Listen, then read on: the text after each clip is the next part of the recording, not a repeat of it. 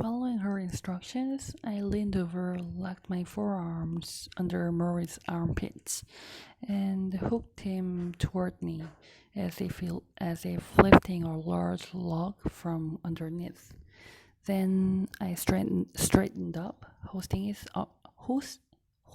him as I rose. Normally, when you lift someone, you expect their arms to tighten around your grip, but Murray couldn't do this. He was mostly dead weight, and I felt his head bounce softly on my shoulder, and his body sag against me like a big damp loaf. Oh, he softly groaned. I gotcha, said. Holding him like that, holding him like that moved me in a way I cannot describe, except to say I felt the seeds of death inside his shivering frame. And as I laid him in his chair, adjusting his head on the pillows, I had to cold. I had the coldest realization that our time was running out, and I had to do something. It is my junior year, 1978, when disco and rocky movies are the cultural rage. We are in an unusual sociology class at Brandeis, something Murray calls group process. Each week we study the ways in which the students in the group interact with one another, how they respond to anger, jealousy, attention. We are human lab rats. More often than not, someone ends up crying. I refer to it as the touchy-feely course. Murray says I should be more open-minded. On this day, Murray says he has an exercise for us to try.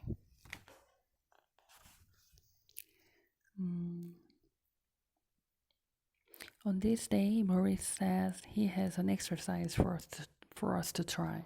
We are to stand facing away from our classmates and fall backward, relying on another student to catch us.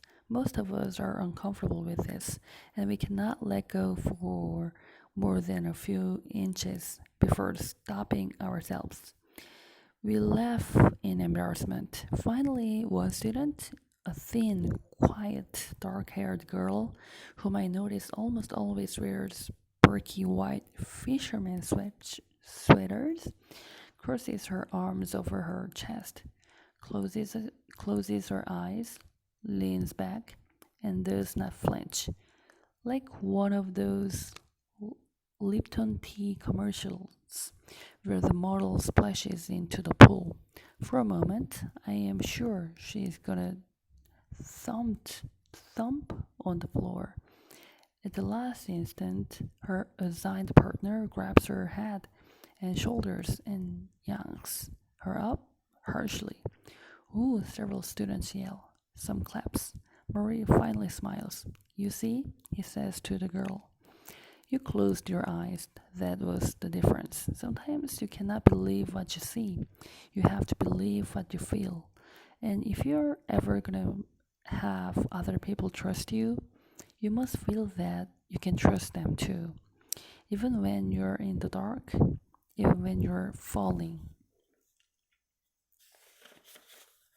The third Tuesday, we talk about regrets. The next Tuesday, I arrived with the normal bags of food: pasta with corn, potato salad, apple cobbler, and something else, a Sony tape recorder. I want to remember what we talk about. I told Murray, I want to have your voice so I can listen to it when I'm dead. Don't say that. He laughed. Mitch, I'm gonna die, and sooner, not later. He regarded the new machine. So big, he said. I felt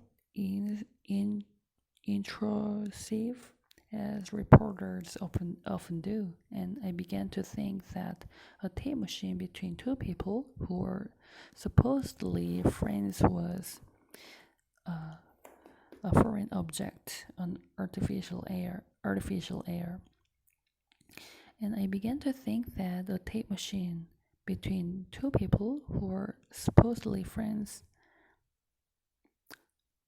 was a foreign object on artificial air, with all the people clamoring for his time. Perhaps I was trying to take too much away from these Tuesdays. Listen, I said, picking up the recorder. We don't have to use this if it makes you uncomfortable. He stopped me, wagged the finger, then hooked his glasses off his nose, letting them dangle on the string around his neck. He looked me square in the eye. Put it down, he said. I put it down, Mitch, he continued softly now. You don't understand. I want to tell you about my life. I want to tell you before I can't tell you anymore. His voice dropped to a whisper. I want someone to hear my story, will you? I nodded. We sat quietly for a moment. So, he said, is it turned on? Now, the truth is that tape recorder was more than nostalgia.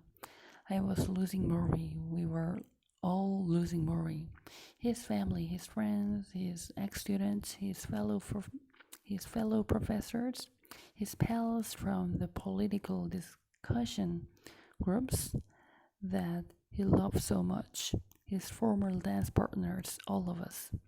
And I suppose tapes like photographs and videos are a desperate attempt to steal something from death's suitcase.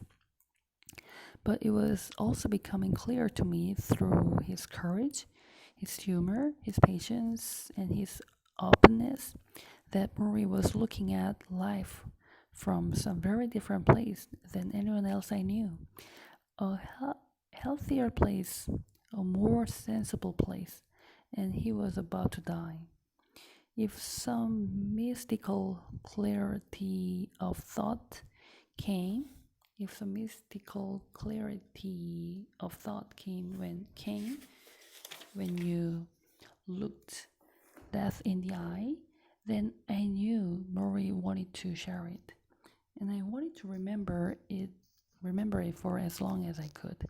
The first time I saw Murray on Nightline, I wondered what regrets he had once he knew his death was imminent. Did he lament lost friends? Would he have done much differently? Selfishly, I wondered if I were in his shoes.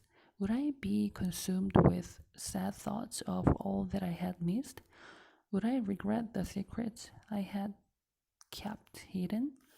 When I mentioned this to Maury, he nodded. It's what everyone worries about, isn't it? What if today were my last day on earth? He studied my face, and perhaps he saw an ambivalence about my own choices. I had this vision of me killing over at my desk one day, halfway through a story, my editor snatching the copy even as the medics carried my body away. Mitch, Murray said. I shook my head and said nothing, but Murray picked up on my hesitation. Mitch, he said, the culture doesn't encourage you to think about such things until you're about to die. We are so wrapped up with egotistical things, career, family, having enough money, meeting the mortgage, getting a new car, fixing the radiator when it breaks. We're involved in trillions of little acts just to keep going. So we don't get into the habit of standing back and looking at our lives and saying, is this all? Is this all I want? Is something missing? He paused. You need someone to prop you in that direction. It won't just happen automatically. You need someone to probe you in that direction. It won't just happen automatically. I knew what he was saying. We all need teachers in our lives, and mine was sitting in front of me. Fine, I figured if I was to be the student, then I'll be as good as a student as I could be. On the plane ride home that day, I made a small list on a yellow legal pad, issues and questions that we all grapple with, from happiness to aging to having children to death. Of course, there were a million self help books on these subjects, and plenty of cable TV shows and $90 per hour consult- consultation sessions. America had become a Persian bazaar of self help. But there still seem to be no clear answers. Do you take care of others or take care of your inner child? Return to traditional values of or reject tradition as useless? Return to traditional values or reject tradition as useless? Seek success or seek simplicity? Just say no or just do it.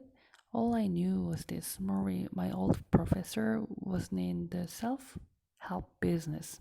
He was standing on the tracks, listening to Death's locomotive whistle, and he was very clear about the important things in life. I wanted that clarity. Every confused and tortured soul I knew wanted that clarity.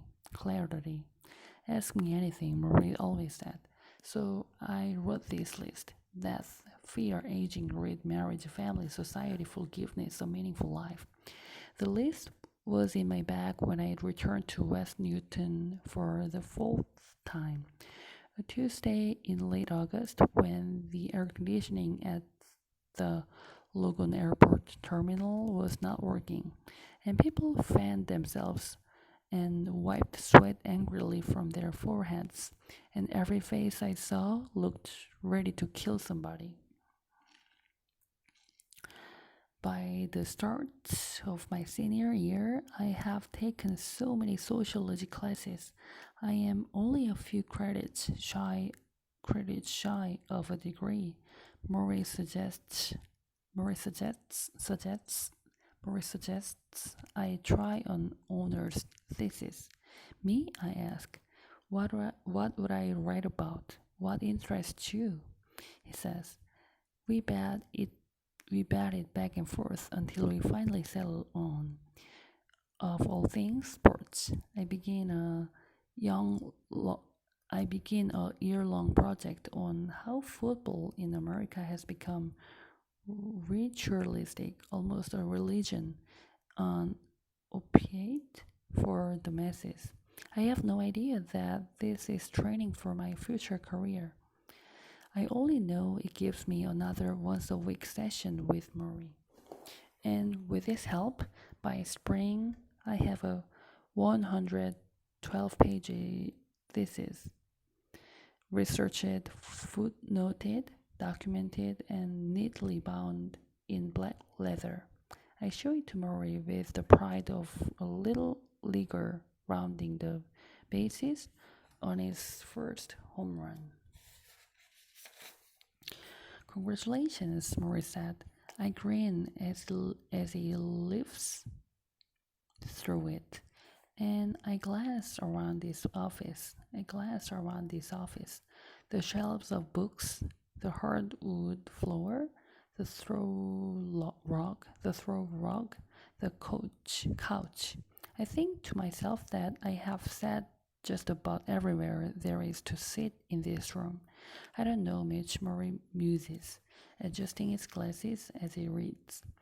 With work like this, we may have to get you back here for grad school. I grin as he leaves through it, and I glance around its office. The shelves of books, the hardwood floor, the throw rug, the couch. I think to myself that I have sat just about everywhere there is to sit in this room. I don't know, Mitch, Murray muses, adjusting his glasses as he reads. With work like this, we may have to get you back here for grad school. Yes, right, I say. I snicker, but the idea is momentarily appealing. Part of me is scared of leaving school. Part of me wants to go desperately. Tension of opposites. Tension of opposites. I want Murray as he reads my thesis. I watch Murray as he reads my thesis and wonder what the big world will be like out there.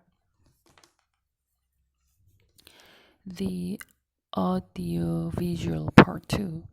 The Nightline show had done a follow-up story on Murray, partly because the reception for the first show had been so strong. This time, when the cameraman and producers came through the door, they already felt like family, and Coppell himself was noticeably warmer. There was no filling out process, no interview before the interview.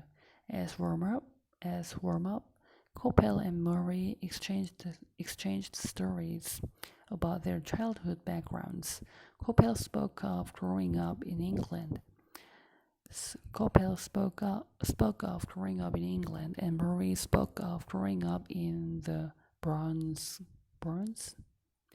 Murray wore a long-sleeved blue shirt. He was almost always chilly, even when it was 90 degrees outside. But Coppell removed his jacket and did the interview in shirt and tie. It was as if Murray were breaking him down, one layer at a time. "You look fine," Coppell said when the tape began to roll. "That's what everybody tells me." Murray said, "You sound fine." "That's what everybody tells me." "So how do you know things are going downhill?" How do you know things are going downhill? Murray sighed. Nobody can know it but me, Tad. But I know it. And as he spoke, it became obvious he was not waving his hands to make a point as freely as he had. In their first conversation, he had trouble pronouncing certain words. The L sound seemed to get caught in his throat. In a few more months, he might no longer speak at all. "Here's how my emotions go," Murray told Coppell. When I have people and friends here, I'm very up.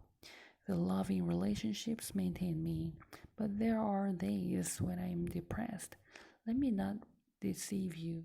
I see certain things going, and I feel a sense of dread. What am I gonna do without my hands? What happens when I can't speak? Swallowing. I don't care so much about.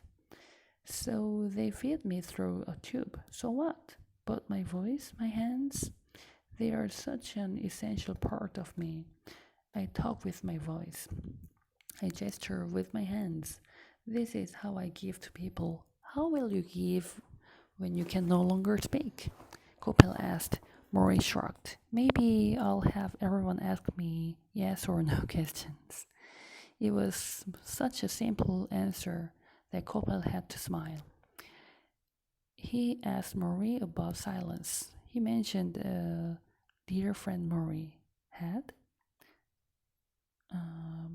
Murray Stein, who had first sent Murray's aphorisms to the Boston Globe. They had been together at Brandeis since the early 60s. Now Stein was going deaf. Coppell imagined the two men together one day, one able to speak, the other unable to hear. What would that be like? We will hold hands," Murray said, and there will be lots of love passing between us. Ted, we've had 35 years of friendship. You don't need speech or hearing to feel that. Before the show ended, Marie and Coppell one of the letters he had received. Marie read Coppell one of the letters he had received.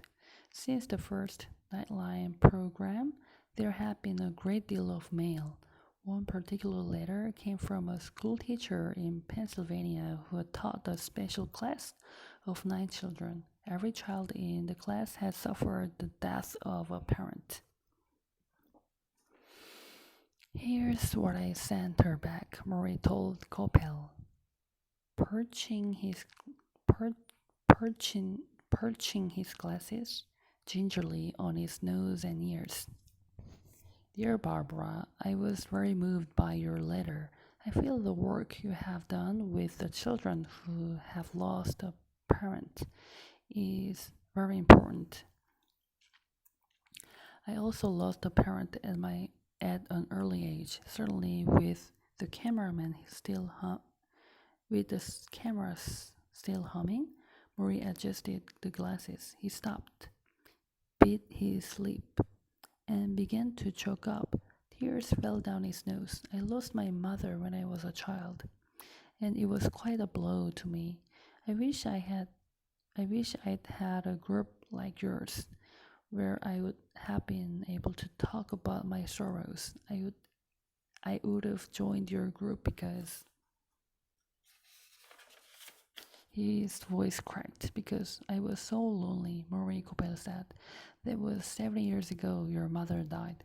The pain still goes on, you bet, Marie whispered. The professor. He was 80 years old.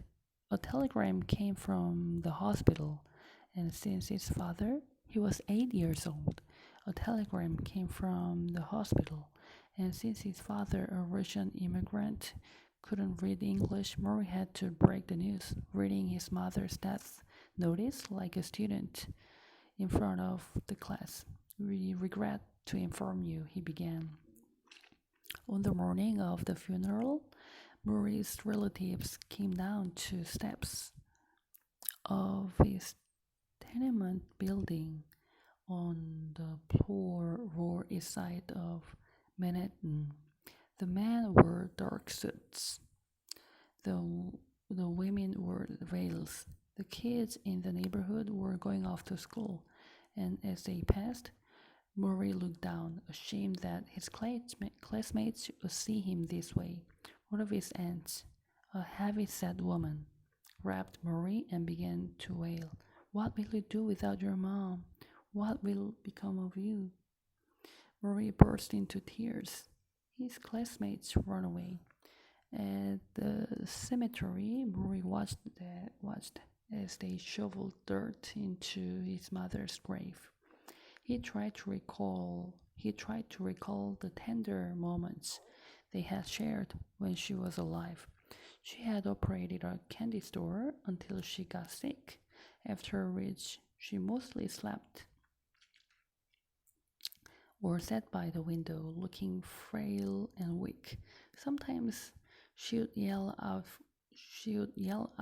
for her son to get her some medicine, and young Murray, playing stickball in the street, would pretend he didn't hear her. In his mind, he believed he could make the illness go away by ignoring it. How else can a child confront death? Murray's father, whom everyone called Charlie, had come to America to escape the Russian army. He worked in the fur business, but was constantly out of a job.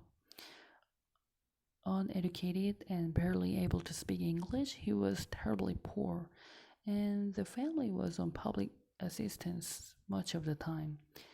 Their apartment was dark, cramped, this depressing place behind the candy store. They had no luxuries, no car. Sometimes, to make money, Murray and his younger brother, David, would wash porch steps together porch steps together for a nickel. After their mother's death, the two boys were sent off to a small hotel in the Connecticut woods, where several families shared a large cabin and a communal kitchen. The fresh air might be good for the children. The fresh air might be good for the children, and relatives thought. Murray and David had never seen so much greenery, and they ran and played in the fields. One night after dinner, they went for a walk, and it began to rain. Rather than come inside, they splashed around for hours. The next morning, when they awoke, Murray hopped out of bed. "Come on," he said to his brother. "Get up, I can't." "What do you mean?" David's face was panicked. "I can't move." He had polio. Of course, the rain didn't cause this, but a child Murray's age couldn't understand that. For a long time, as his brother was taken back and forth to a special medical home and was forced to wear braces on his legs, which left him limping, Murray felt responsible. So in the morning, he went to synagogue by himself because his father was not a religious man, and he stood among the swaying men in their long black coats, and he asked God to take care of his dead mother and his sick brother. And in the afternoons, he stood at the bottom of the subway steps and hawked magazines, turning whatever money he made over to his family to buy food. In the evening, he watched his father eat in silence, hoping for, but never getting, a show of affection, communication, warmth. At 9 years old, he felt as if the weight of a mountain were on his shoulders. But a saving embrace came into Murray's life. The following year, his new stepmother, Eva, she was a short Romanian immigrant with plain features, curly brown hair, and the energy of two women. She had a glow that warmed the otherwise. She had a glow that warmed the otherwise murky atmosphere his father created. She talked when her new husband was silent. She sang songs to the children at night. Murray took comfort in her soothing voice, her school lessons, her strong character. When his brother returned from the medical home, still wearing leg braces from the polio, the two of them shared a roll-away bed in the kitchen of their apartment, and Eva would kiss them goodnight. Murray rated on those kisses like a puppy waits on milk, and he felt deep down that he had a mother again. There was no escaping their poverty, however. They lived, they lived now in the Bronx, in a one-bedroom apartment in a red brick building on Tremont Avenue, next to an Italian beer garden where the old man played bookie on summer evenings. Because of the depression, Murray's father found even less work in the fur business. Sometimes when the family sat at the dinner table, all Eva could put out was bread. "What else is there?" David would ask. "Nothing else."